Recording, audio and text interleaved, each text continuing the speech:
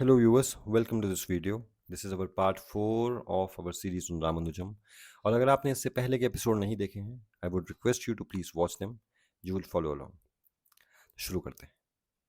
सोचो कि एक इंसान हो जो अपनी धुन में किसी ख्याल में खोया हुआ हो.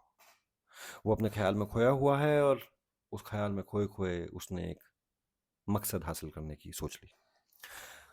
उसने एक पर्वत के बारे में सोचा और उस पर्वत की सबसे ऊंची चोटी पे उसने कदम रखना है. वो चल रहा है धीरे धीरे. जैसे जैसे वो चल रहा है उसे और ऊंचाई मिल रही है. वो ऊंचाई पे जा रहा है. उसकी जुल्फें बिखर रही हैं. चेहरे पे मायूसी आ रही है. उसे अपना पास्ट, अपना अतीत, अपना माजी याद आ रहा है. जैसे जैसे वो चल रहा है उसे वो गुजरा हुआ ज़माना फिर याद आ रहा है. उसके अरमां तड़प रहे हैं. उसकी हसरत मचल रही है. बेताब जिंदगानी करवट बदल रही है. एक नज़म है जो मुन्नी बेगम ने गाई थी और ये नज़म रामानुजम के उस सफ़र को समराइज़ करती है. एक सारांश है जो रामानुजम ने इंग्लैंड में बिताया. नज़म कुछ इस तरह है और फिर मैं आपको वो किस्से बताऊंगा जिससे शायद से आपको ये नज़म और बेहतर रामानुजम की ज़िंदगी के साथ रिलेट करती हुई दिखेगी. शुरू करते हैं. एक नौजवान मुसाफिर फितरत कला उबाली एक आलमी जुनूमी एक समत जा रहा था. जैसे कि अपनी धुन में पर्वत पे चढ़ रहा था. जुल्फें के मुंतशिर थी.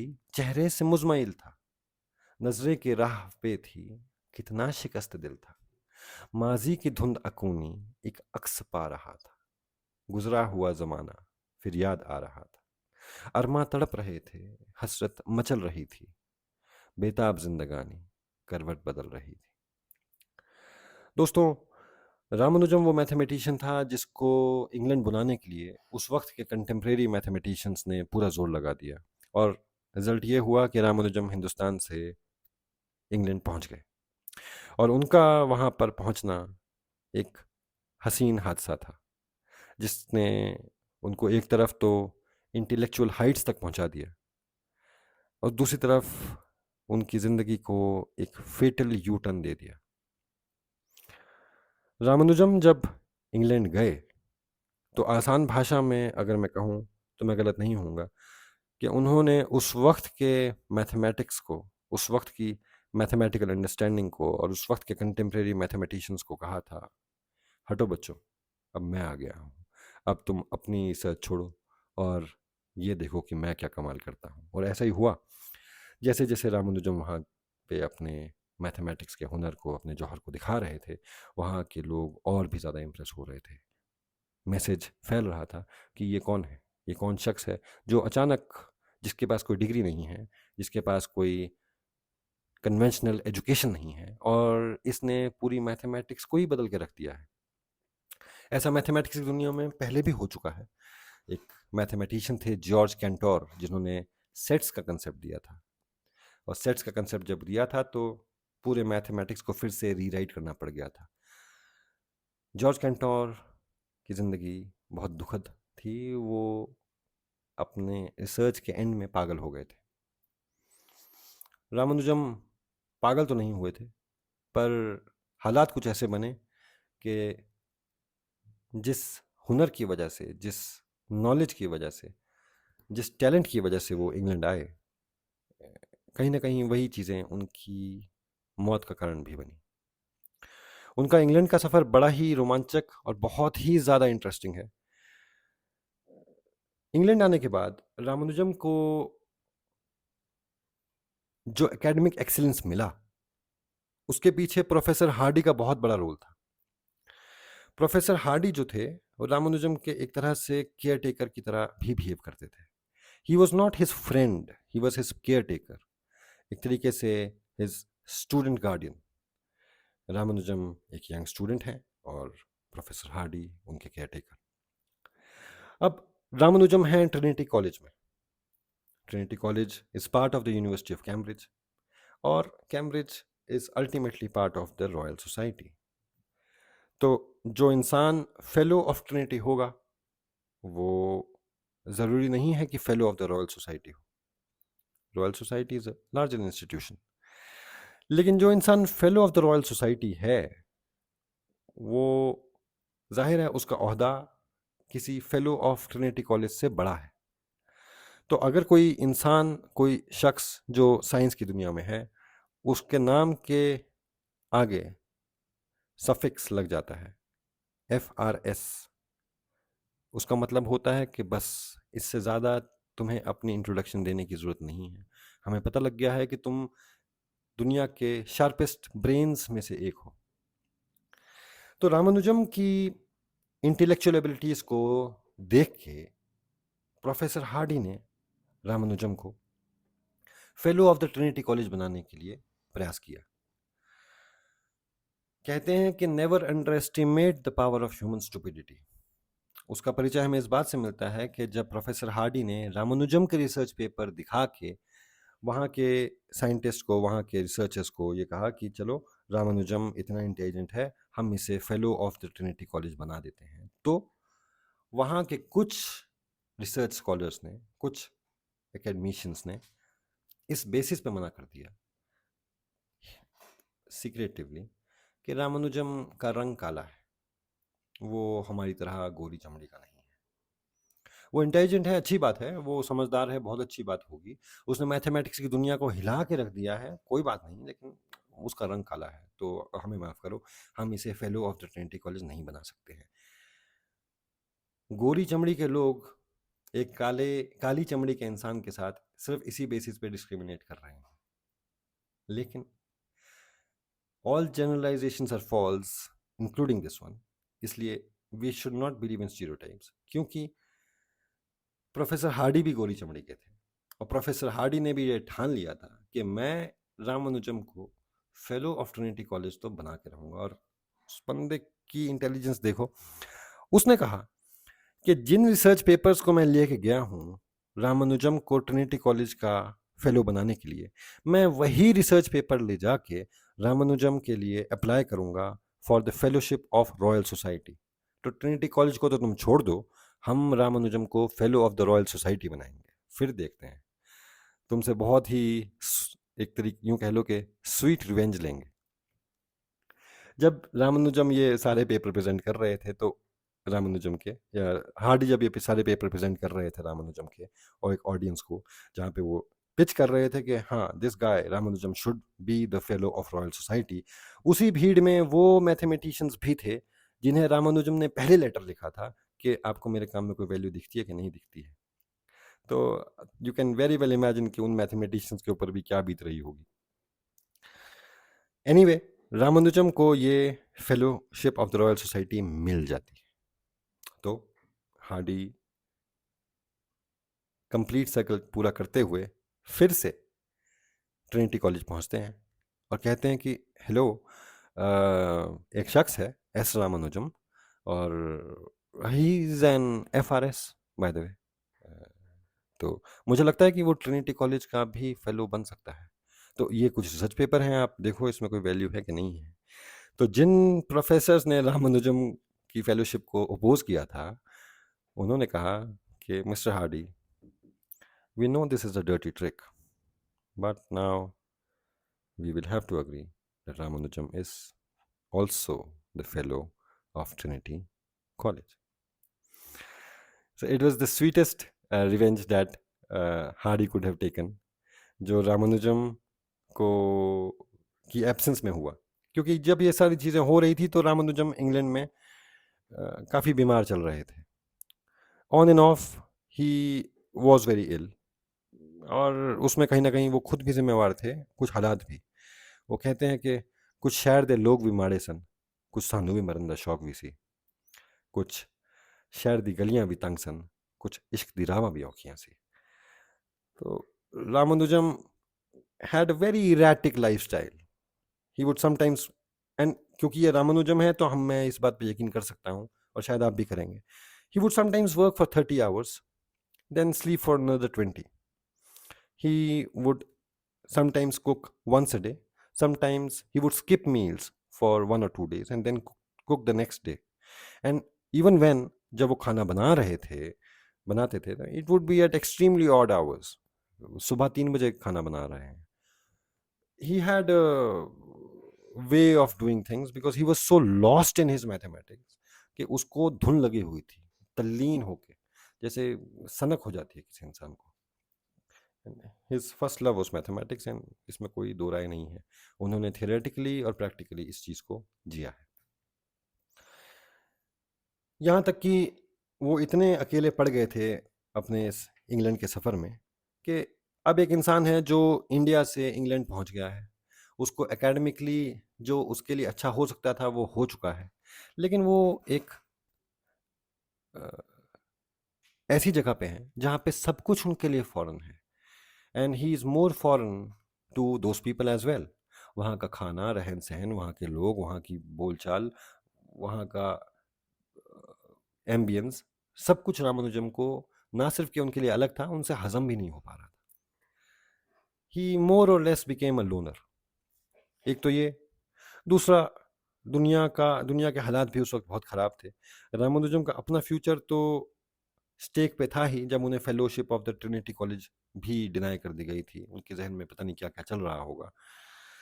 पूरे इंग्लैंड का फ्यूचर ही स्टेक पे था। There was a world war going on और इंग्लैंड बहुत बुरी तरह से हार रहा था। फिर मौसम मौसम का इंसान के ऊपर बहुत असर पड़ सकता है क्योंकि रामानुजम जहाँ से बिलोंग करते हैं, it is a Sunny part of the country. धूप रहती है, खिला खिला आसमान रहता है, आसपास लोगों की चहल पहल रहती है एंड जिस जगह पे वो थे इंग्लैंड में, वहाँ पे शाम के 4-5 बजे ही घुप अंधेरा जैसा माहौल बन जाता है।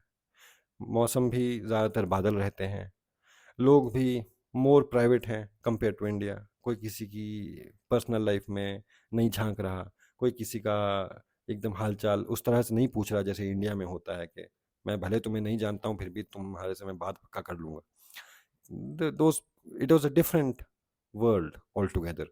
हमसे बहुत आगे थे in terms of their advancements और उनका रहना सहना एक was that of an industrialize society जो कि इंडिया से बहुत अलग था। एक कैमराडरी नहीं थी उनके बीच में, खास तौर पे जब उनके खुद के बीच में नहीं थी तो वो किसी फॉरेनर से तो क्या ही रखेंगे। तो ये सारे हालात बन रहे थे, ऊपर से रामानुजम का अपने घर पे जो उनका कम्युनिकेशन था वो भी कम हो गया था।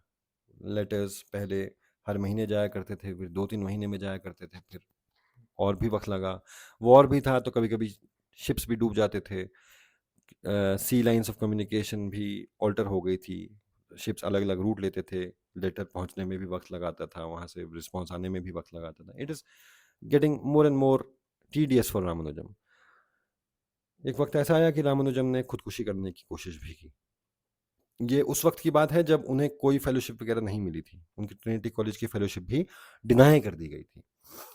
तो रामानुजम अपने आप को रेल की पटरियों के सामने गिरा देते हैं। सामने से ट्रेन आ रही है, एक चौकन्ना ड्राइवर वक्त रहते ट्रेन रोक देता है और होना क्या था, रामानुजम को पुलिस उठा के ले जाती है और उन्हें बंद करने ही वाली थी जेल में कि प्रोफेसर हार्डी वहाँ हाजिर होते हैं और कहते हैं, how can you arrest a fellow of the Royal society. Ramanujan उस वक्त fellow of the Royal society नहीं थे।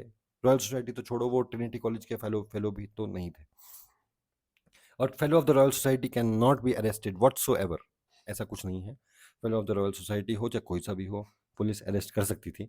लेकिन हार्डी का एक फेथ था कि तुम, एक स्वैग था, वो कह रहे हैं पुलिस को तुम इनडायरेक्टली कि तुम्हें पता नहीं है तुम किसको अरेस्ट करने जा रहे हो, ये रामानुजम है। तो पुलिस भी बैकग्राउंड चेक वगैरह करती है और फिर रामानुजम के बारे में पता लगाती है, उन्हें पता लगता है कि रामानुजम है। अब तुम उन्हीं अंग्रेज लोगों की के बीच में डिफरेंसेस देखो। एक तरफ ये यूनिवर्सिटी है, कॉलेज ऑफ ट्रिनिटी है, जहाँ के बड़े ही एस्टीम्ड प्रोफेसर्स रेसिज्म का परिचय दे रहे हैं, ओपनली रेसिज्म कर रहे हैं, और एक तरफ वो पुलिस है जो रामानुजम का बैकग्राउंड चेक करने के बाद कहती है कि हाँ, हमें पता है कि रामानुजम है और हमें पता है कि अगर हम इसे अरेस्ट करेंगे तो इसका पूरा करियर ख़राब हो जाएगा, इसलिए हम इसके ऊपर कोई चार्जेस नहीं डाल रहे हैं। We are letting him, setting him free, ताकि इसका करियर ख़राब ना हो।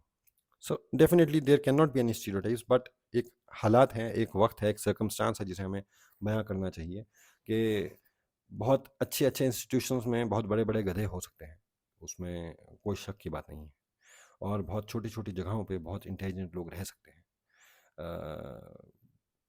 Larger than life role play करने वाले लोग तुम्हें ज़िंदगी में हर जगह मिलेंगे, और कोई इंस्टीट्यूशन किसी बात की क्रेडिबिलिटी नहीं है कि उस इंस्टीट्यूशन का अगर कोई इंसान सदस्य है तो वो इंटेलिजेंट ही होगा या समझदार ही होगा। ये सारे किस्से चल रहे हैं। रामानुजम बीमार है और इंग्लैंड में ही it is getting very difficult for him to adjust to the circumstances. बीमार हैं और एक दिन हार्डी उनसे मिलने आते हैं। तो हार्डी रामानुजम से मिलने आते हैं और कहते हैं कि रामानुजम, मौसम भी बड़ा ख़राब है। मैं आपको ज़ाहिर सिंप्लीफाई करके बता रहा हूँ, इट इज़ नॉट एग्जैक्टली वर्बैटिम। मौसम बड़ा ख़राब है। इनफैक्ट मैं जिस टैक्सी में आया था उसका नंबर भी बड़ा अनइंटरेस्टिंग सा था, 1729, जो आप अपनी स्क्रीन पे देख सकते हो। रामानुजम कहते हैं कि no, it is a very interesting number. In fact it is a very interesting number. It is the smallest number expressible as the sum of two cubes in two different ways. ये instantaneously Ramanujan ने कहा। अब इसमें एक बड़ा important point है। ऐसा नहीं था कि रामानुजम ने जैसे ही वो नंबर देखा उसके बारे में तुरंत बता दिया कि this is the smallest number expressible as the sum of two different cubes in two different ways. Ramanujam ने इतनी मैथमेटिकल प्रैक्टिस की थी, इतने नंबर्स के साथ उसकी एक दोस्ती हो गई थी कि उसने कभी ये नंबर को के साथ कोई एक्टिविटी करी होगी और उसे उसने कहीं डायरी पे नोट डाउन किया होगा, और coincidentally, incidence of a coincidence, इत्तेफाक की बात है कि उस टैक्सी का नंबर भी 1729 था। और जैसे ही वो नंबर आया तो रामानुजम की मेमोरी ने अपनी पिछली सारी मेहनत को याद करते हुए हार्डी को ये बात बताई। बहुत सी भ्रांतियाँ फैलाई जाती हैं कि ये रामानुजम अचानक से उसने ऐसा कर दिया था। अगर हो सकता है 1728 होता या 1730 होता, may be Ramanujan would not have given the same answer. But nevertheless he was an intelligent person, way ahead of his times, जिसके इंटेलिजेंस को ना तो अंडररेट करना चाहिए ना ओवररेट करना चाहिए। इस सारी बुक को पढ़ने के बाद, जिसका एक आखिरी चैप्टर बचा है, और फिर उसके बाद हम एक और वीडियो बनाएंगे जिसमें स्पेसिफिकली मैथमेटिक्स जो रामानुजम का था वो डिस्कस करेंगे, but that is for a very limited number of people who are specifically interested in.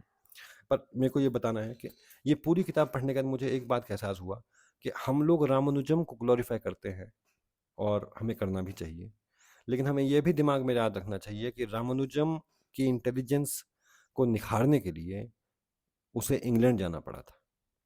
India में उस वक्त ऐसे संसाधन नहीं थे, ऐसी सोच नहीं थी कि रामानुजम जैसे लोगों को हम क्रिएट कर सकें, उसको पैम्पर कर सकें। वो ताकतवर था तो वो निकल गया, वो ताकतवर था, उसने अपना हक छीन लिया। आज के वक्त में हमारे पास संस्थान भी हैं, संसाधन भी हैं, मगर वो सोच नहीं है। वो सोच यही है कि बस किसी तरीके से चाकरी ले लो, एक नौकरी ले लो, और किसी तरीके से बस क्योंकि रिसर्च के लेवल पे हम लोगों ने, if you really ask yourself, you know we haven't done enough. And ऐसा नहीं है कि हमारे देश में ऐसे लोग नहीं पैदा होते हैं, उन्हें ऐसा माहौल नहीं मिलता। उनकी कामयाबी इसी बात में है कि वो इस देश को छोड़ दें और कहीं और से अगर उन्हें ये सम्मान मिले तो हम उसे बड़ा रिस्पेक्टफुली देखते हैं। तो मेरे को ऐसा लगता है कहीं ना कहीं we as a nation have glorified Ramanujam, but in reality, we as a society have failed him. We have failed to respect the circumstances from which he was born. जिससे वो लड़ा था, उन उन सर्कमस्टांसेस के अगेंस्ट जाके वो रामानुजम बना। वो रामानुजम था, वो हमारी किस्मत थी कि हमारे देश में ऐसा इंसान पैदा हुआ। अगर वो किसी और देश में पैदा होता वो फिर भी बनता, उसमें हमारा कोई रोल नहीं है, except for a few individuals जो उसके दोस्त थे। जो हर इंसान की ज़िंदगी में ऐसे कुछ लोग होते हैं जो उसे गर्दिशों से, गुर्बत से उठाते हैं और उसे ऊंचाई तक पहुंचाते हैं, हेल्प करते हैं कम से कम। But I think we should really think about it as a society, as a country, as a nation, कि हमारा वो देश है जिसने दुनिया को आर्यभट्ट दिया, जिसने ब्रह्मगुप्त दिया, जिसने रामानुजम दिया, जो आज तक दुनिया को आसान भाषा में कहता है कि हटो बच्चों, मैंने जो 100 साल पहले किया था वो तुम्हें अभी तक चौंकाता रहा है और आगे भी चौंकाता रहेगा.